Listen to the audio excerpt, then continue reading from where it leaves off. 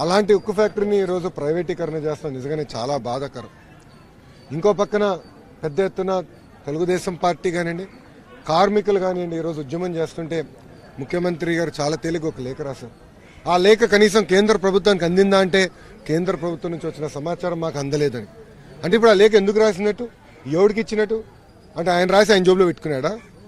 ఎందుకు పోరాడట్లేదు? 25కి 25 ఎంపీలు గెలిపించండి, నేను ప్రత్యేక హోదా తెస్తానని చెప్పిన వ్యక్తి ఈరోజు 28 ఎంపీలు ఉన్నారు.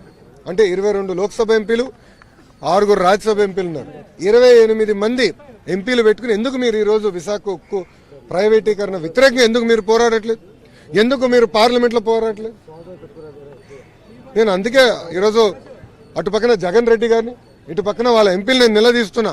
ఏం చేస్తున్నారు మీరు కేంద్రంలో? ఇప్పటికీ ముఖ్యమంత్రి గారు 7-8 సార్లు వెళ్ళాడు కేంద్ర ప్రభుత్వం దగ్గరికి, ఢిల్లీకి వెళ్ళారు. ఏం చర్చలు ఏం జరిగినాయి? రహస్య ఒప్పందాలు ఏం జరిగినాయి? వాస్తవం 2019 జూన్ జూలైలో వచ్చింది సమాచారం, పాస్కో వస్తుంది ఆంధ్ర రాష్ట్రానికి. నిజంగా నేను కూడా సంతోషపడ్డాం. ఇంకో ఉక్కు ఫ్యాక్టరీ వస్తుంది, ప్రభుత్వం ల్యాండ్ ఎక్విజిషన్ ల్యాండ్ పూలింగ్ చేసి పెద్ద ఎత్తున భూమి తీసుకుని ఇంకో ఫ్యాక్టరీ పెట్టిస్తారు విశాఖపట్నంలో అనుకున్నాం.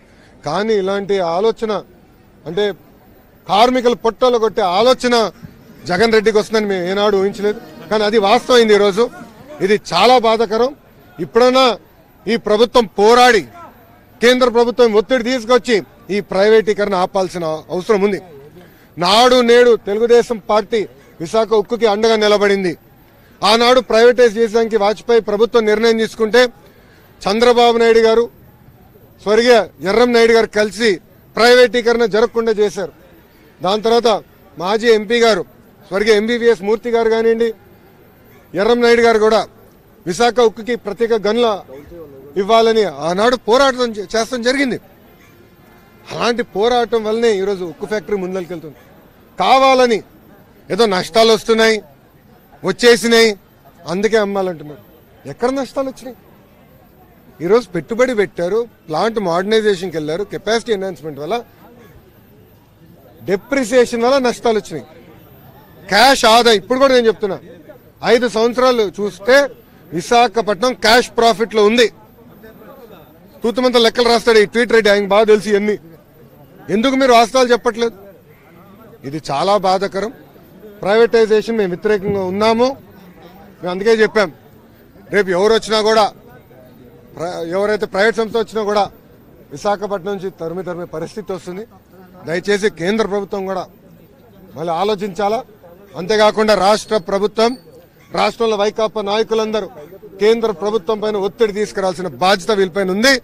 తద్వారా ఈ ప్రైవేటీకరణ ఆపాల్సిన బాధ్యత కూడా ఇక్కడున్న ఎంపీల పైన ఉందని మీ అందరూ తెలుపుకుంటున్నాను.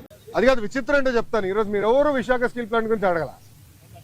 మొన్నటి వరకు ఒక్క నిమిషం ఆగండి అమ్మా, ఒక్క నిమిషం ఆగండి. మీడియా మిత్రులు ఎప్పుడు అడిగినా విశాఖ స్టీల్ ప్లాంట్ అని ఫస్ట్ బుల్లెట్ నాలో దింపేవారు.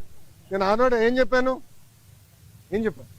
ప్రైవేటీకరణ జరగనీయము, అవ్వదు, మార్క్ మై వర్డ్స్ అని చెప్పా. ఈరోజు కట్టుబడి ఉన్నా స్వామి, మేము కట్టుబడి ఉన్నాం.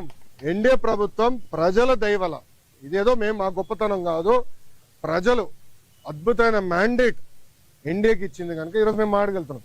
భారతదేశంలో అనేక ఉక్కు ఫ్యాక్టరీలు ప్రైవేటీకరణ జరుగుతుంటే కేవలం ఒక విశాఖ ఉక్కు కాపాడుకోగలం. దానికి కారణం మీరు ప్రజలు మాకు ఇచ్చిన మ్యాండేట్. 7 నెలల్లో స్టెబిలిటీ కోసం సుమారుగా 1300 నుంచి 1600 కోట్ల రూపాయలు స్టెబిలిటీ కోసం తీసుకొచ్చాం.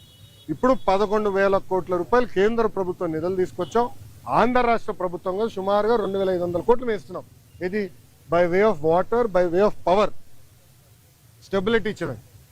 సో ఉక్కు ఫ్యాక్టరీలో ఉన్న ఉద్యోగస్తులను కూడా కోరేది ఏంటంటే, ఇది రెండోసారి మన కేంద్ర ప్రభుత్వం బెయిలౌట్ ఇస్తుంది.